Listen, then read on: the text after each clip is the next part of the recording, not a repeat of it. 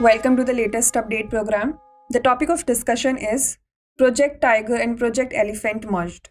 Recently, Project Tiger and Project Elephant were officially merged with a common allocation to fund both conservation projects.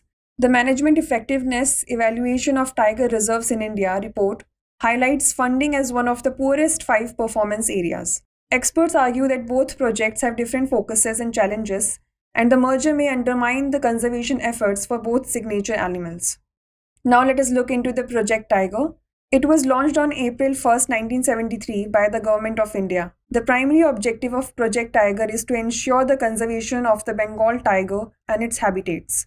The National Tiger Conservation Authority is the statutory body which is responsible for implementing Project Tiger and overseeing tiger conservation efforts in India. Tiger reserves are demarcated into core and buffer zones. Now let us discuss Project Elephant. It was launched in February 1992.